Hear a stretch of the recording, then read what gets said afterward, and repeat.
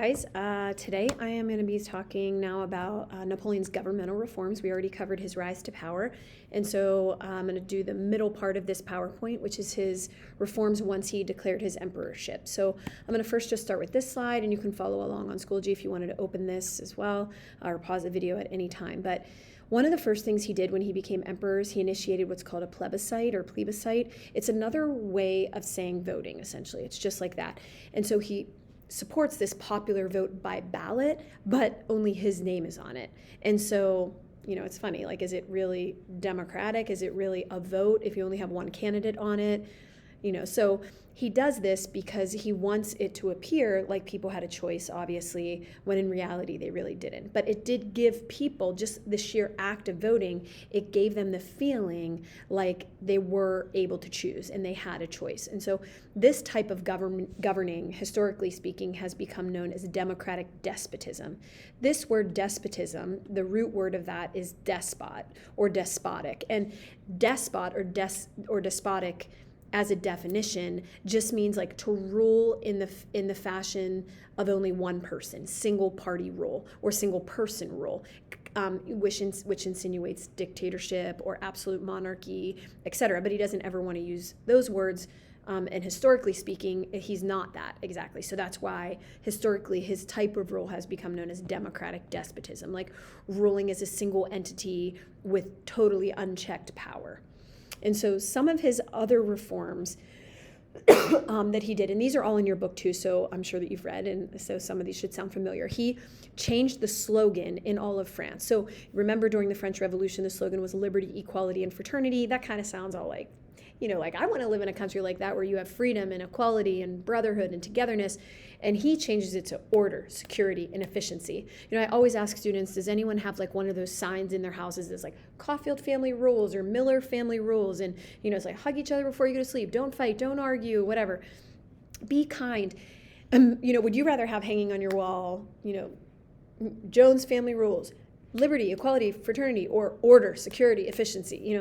Remember, Napoleon's background is military. He is a military guy through and through. So this is very Napoleon-esque, this whole slogan.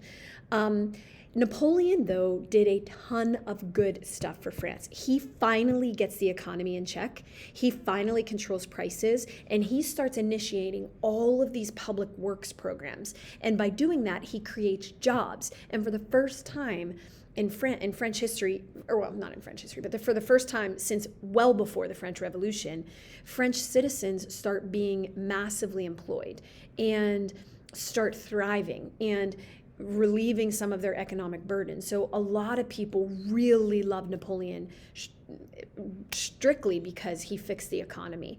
And they loved him as much for that as anything. He also made a lot of changes where schools are concerned. He starts increasing education for all elementary age kids. A lot of higher education institutions began under the reign of Napoleon. He also creates, and your book talks about this, something called the Concordat of 1801, which was making peace with the church. And so during the French Revolution, that brought the state, they brought this church under state control. And when Napoleon comes to power, he's like, listen, I don't care who you worship, when you worship, how you worship, but I just don't want it to conflict with my rule. So if you can promise me that, I invite all of the emigres to return. You're not going to be punished. You're not going to be targeted. Like, I want us all to live together peacefully here, as long as you agree that I'm your ruler and you don't, have any issue with my reign.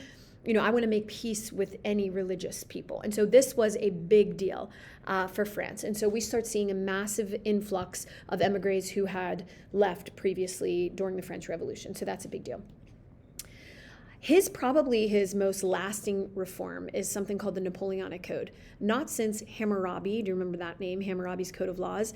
Not since Hammurabi have we had a ruler in history name the actual law code after himself.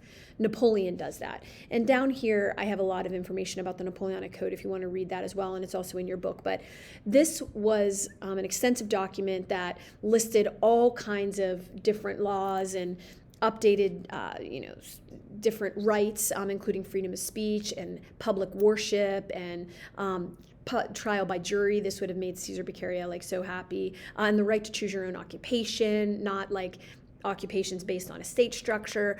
And it eliminated all privileges given to you by birth, and instead it was based on merit. So there were it was like pretty awesome. And there are a lot of countries since Napoleon that have based their legal and law code system, structure, and documents off of the Napoleonic Code. So there was a lot of pros, a lot of pluses about the Napoleonic Code. There were some negatives, including it decreased the rights of women. So that was a big negative. He was kind of like of the idea that, you know, the man runs the household, and, you know, men are more inclined and better at certain jobs. Therefore, you know, women should stay at home and raise the kids. And he really valued order and authority, again, military, over individual rights. So that was another thing. But after Napoleon does all this, after he gets the economy in check, he restructures the government, he creates a law code. Remember, Napoleon named himself emperor. And he's a military guy, he's a military background. So his number one goal once in office is to create an empire. So that's what he starts doing once he really stabilizes France and makes the economy and government strong. The first thing he does, remember France is still at war, is he was still at war against Austria, Prussia, and Spain. And as a result of those wars, he annexed one and then annexed a lot of territory, specifically in the Netherlands, parts of Belgium, and parts of Italy and Germany. And when he did that, when he took over these territories all throughout Europe, he would put his family and friends on the throne there.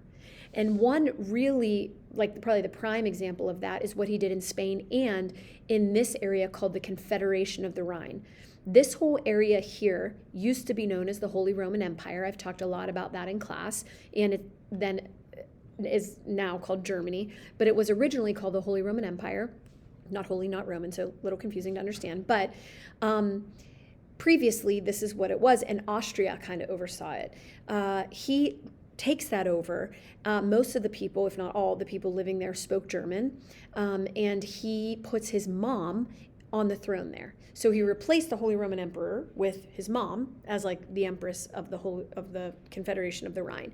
And so just keep this in mind, because once we get to Germany actually becoming a country, I will go back to this and the fall of Napoleon. I'll address what happens there then. But he does this. He also took over Spain, and he unseated the Spanish king and then put his brother Joseph, one of those 5 guys from the beginning from yesterday, as the king of Spain. At first, Joseph, and Napoleon for that matter, to Spanish, were welcomed as like a liberator and a hero. But then eventually this kind of foreign rule in Spain gets old, because the Spanish people are like, why is this French guy ruling me?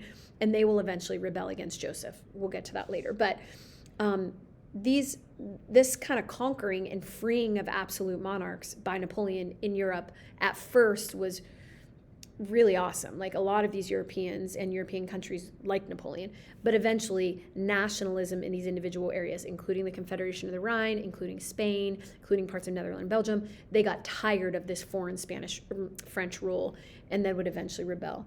This is just a good map. You guys know how I love maps. The dark purple shows the French Empire. The light purple shows the states dependent on Napoleon. The pink shows states allied with Napoleon, Austria being the biggest one, and then obviously kingdoms of Norway and Denmark. And then the sites against Napoleon are, in most part, Russia on this side, on one side, and then Britain on the other. I will often in this class call those 2 countries, Russia and Britain, the bookends of Europe. And so knowing what you know about Napoleon, it's not going to be long before he's like, all right, I have all of continental Europe kind of secured. What am I going to do about the bookends? Like, I want to conquer Britain and Russia. He wanted to conquer both of those. And so the first thing he does is set his sights on Britain, primarily because it's closer to France. So he's like, I have the best military in the entire world, which he did. So he's like, I can just hop right over the English Channel and I can like get to Britain. My military will defeat them. No big deal, which it would have if he could get there. But if you remember, Britain has the strongest navy in the world. So France could not get its soldiers even across the channel because the British Navy kept winning. And so he just gets infuriated. And you know, Napoleon is kind of like impulsive. He's kind of like a petulant little child. So he cannot defeat Britain. So what he does is he initiates something called the continental system. This was in your book. Continental system is another word for economic warfare. That's how it will be referred to on the exam and on the final. Instead of being able to defeat Britain, what he does is he wages economic warfare against them. And that's the only way he feels that he can defeat them. So what he does is he draws like basically a figurative line around continental Europe, and he prevents any trading or exchanging of goods and services from all these European countries with Britain. And so his idea was like, Britain's going to get really angry about this. They're going to eventually see the error of their ways. They're going to have to, work with us, yada, yada. And then it's going to hurt the British economy ultimately, and then we'll eventually be able to get there. That's his idea. However, totally backfired. You should have read about this because Britain continued to trade with the US and India, its primary trading partners, so it didn't really hurt them at all economically. In fact, it actually hurt continental Europe, and there started to be a scarcity of goods throughout Europe, and it set prices like soaring, like very out of control. And so this really intensified resentment all throughout Europe against Napoleon. So total backfire on his part. After this continental system and kind of the failure of that, he sets his sights on Russia. And that's primarily what I'm going to talk about tomorrow in Napoleon's fall from power. But this slide just is a quick review slide. I would go over this, in class, like how did Napoleon come to dominate most of Europe by 1812? And this is just kind of the response for that. You can read that on your own. All of this, beside the continental system and the failure of that, because he can't win at everything, seems pretty good, right? So like, what's the catch? Like, what's the big deal? Tomorrow I will talk about his downfall and like what really ended his reign. He kind of couldn't get out of his own way, and so I'll talk about that, and we'll end Napoleon tomorrow, and I will teach that next. So talk to you later.